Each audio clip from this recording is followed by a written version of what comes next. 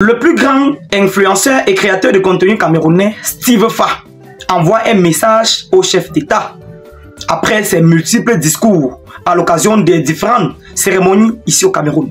Steve Fa donne son point de vue et décide d'envoyer un message à ce dernier. Mais faut pas pratique. Écoutons-le et puis retrouvez-moi à la fin pour mon petit commentaire. J'ai un seul mot à ajouter au propos de Steve Fa. Mais avant, s'il vous plaît les gars, likez cette vidéo, abonnez-vous à la page pour ne rien manquer sur mes prochaines publications. Monsieur et toi, vous êtes dangereux. Vous êtes très dangereux.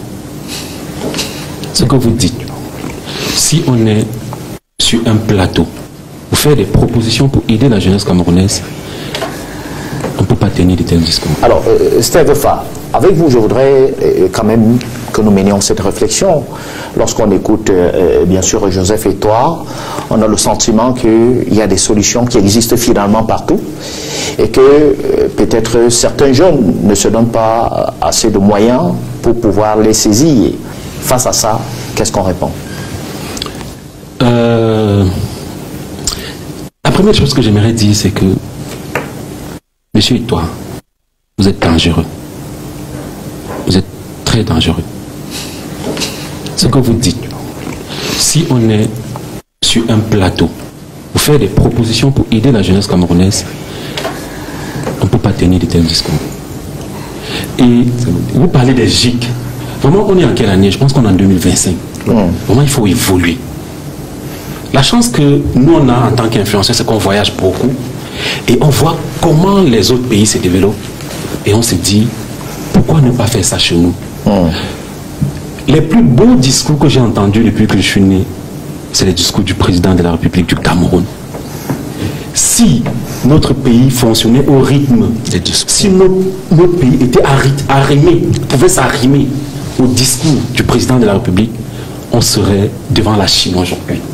Parce que les discours sont tellement beaux. Mais où est-ce que ça coince? Et c'est pour ça que je dis que monsieur et toi est très dangereux.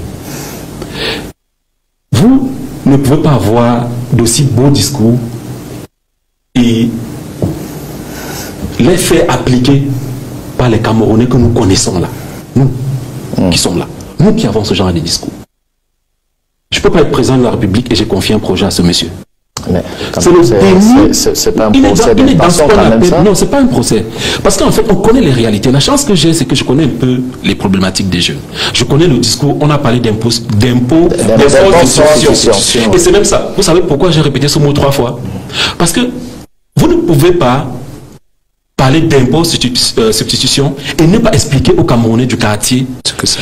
En fait, si quelqu'un veut appeler, je veux passer un appel, je veux un téléphone. Sur le premier téléphone que vous me proposez sur l'iPhone, alors il y a un problème. J'ai parlé de curiosité.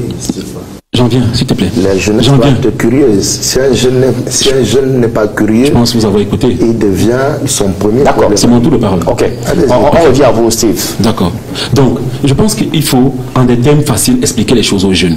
Expliquer aux jeunes que l'impôt substitution, c'est le made in Cameroun, c'est consommer les produits camerounais, c'est fabriquer avec les matériaux camerounais.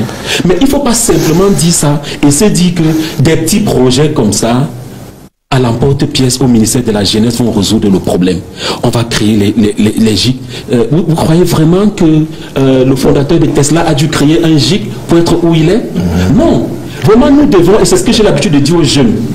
C'est pour ça que je n'aime pas quand on me taxe d'influenceur ou de créateur de contenu. Quand je viens ici, c'est vraiment en tant qu'un jeune qui essaye du mieux qu'il peut d'inspirer la jeunesse par ses actions. C'est pourquoi nous avons invité. Voilà, nous devons faire à ce que les jeunes Camerounais, les politiques du gouvernement camerounais doivent aboutir à ce que le jeune Camerounais, comme j'ai l'habitude de dire, pense global.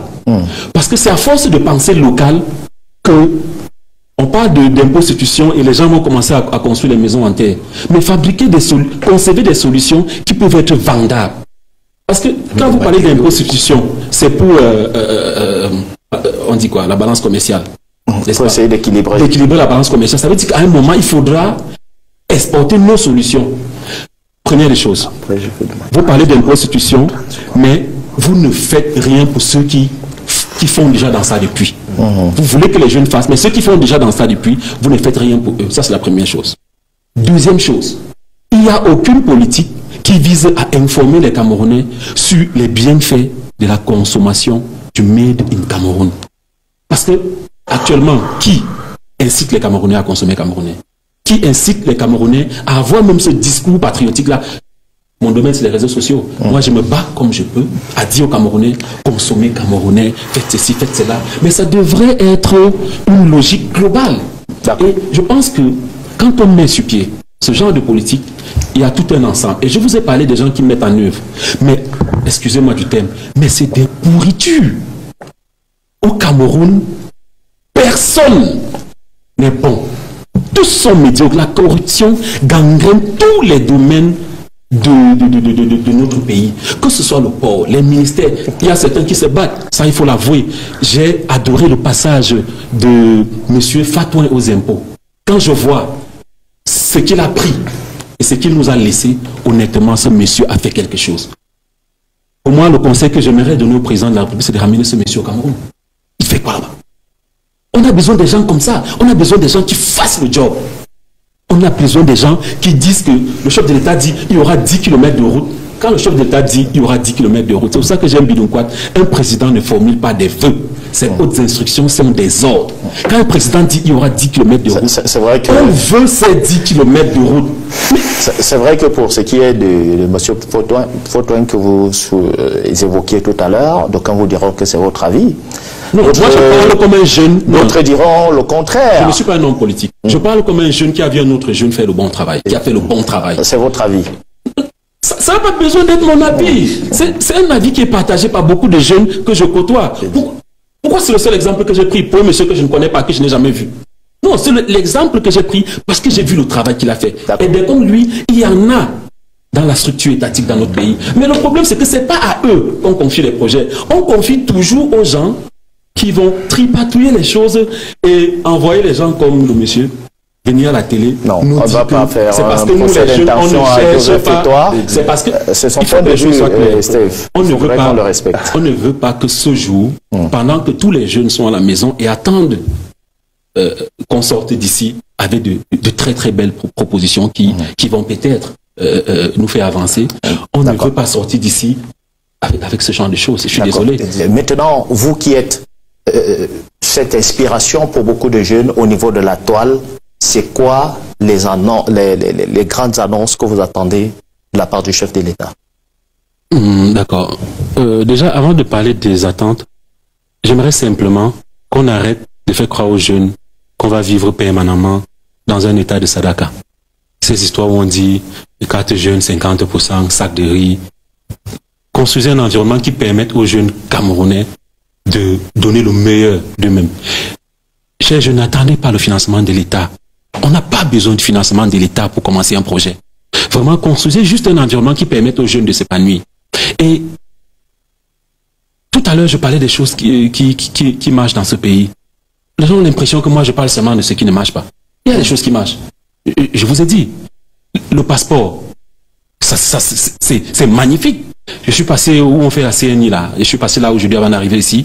Mais ce qui arrive, vous n'allez pas croire. C'est magnifique. Il y a plein de choses qui marchent dans ce pays. Mais en ce qui me concerne, en ce qui concerne Steve Fa des réseaux sociaux, j'aimerais souligner quelque chose. Et c'est ce que j'attends du président.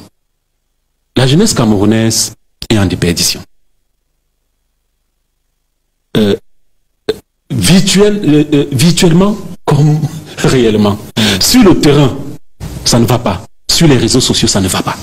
Moi, en tant que artisan des réseaux sociaux, ce que j'attends du président, c'est peut-être qu'il crée enfin une institution pour réguler, pour censurer et aussi pour accompagner les créateurs digitaux.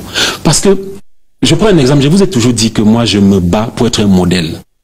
Si je vous dis que je n'ai jamais insulté les réseaux sociaux, vous n'allez pas me croire. Je ne l'ai jamais fait. Pas parce que nous tous sommes dans le monopole les Camerounais, vous savez, les Camerounais ont la bouche, comme on dit au quartier. Mais je ne l'ai jamais fait.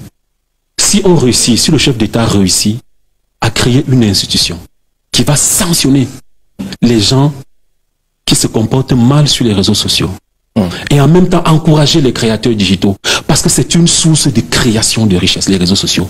Vous n'imaginez même pas à quel point. Et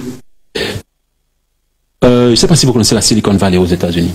Pourquoi pas créer, je sais pas, Cameroun Valley, un endroit où tous ces gens qui ont... Il y a un projet à Boya dans ce sens. Non, c'est pas de ça que je parle. Je parle vraiment d'un truc qui n'est pas fait à la camerounaise, non. Je parle d'un truc qui... Non, je parle... Mais nous sommes camerounais, Steve. Non, nous sommes camerounais, comme je ne fais que vous dire dès le départ. Je vous dis, nous sommes camerounais, on se connaît. Et tant que nous allons gérer les choses de notre pays, c'est pour ça que parfois je dis, le Camerounais n'est pas digne de gérer les choses dans ce pays. Parce que tous les gens qui gèrent les choses dans ce pays gèrent toujours comme si ils devaient partir le lendemain, comme s'ils étaient des étrangers. Vous n'êtes pas digne de gérer les choses dans ce pays. Donc, c'est ce que j'attends du président, vraiment, c'est la création de cette institution qui va enfin mettre de l'ordre sur le digital, sur les réseaux sociaux. Oui. Vraiment, le grand frère Steve Fa, beau discours, très beau discours d'ailleurs. Meilleure proposition. La question que je me pose actuellement est celle de savoir à qui t'adresses-tu? Qui doit t'écouter? C'est que tu dis est très noble, mais qui doit t'écouter? Qui doit exaucer tes vœux? Nous sommes dans une brocante actuellement. Tu dois beau parler, tu dois faire des beaux discours, mais qui doit t'écouter? Jamais de la vie. Personne. Tu vas même déjà très loin sur les réseaux sociaux. Au Cameroun, il est impossible de monétiser ces plateformes.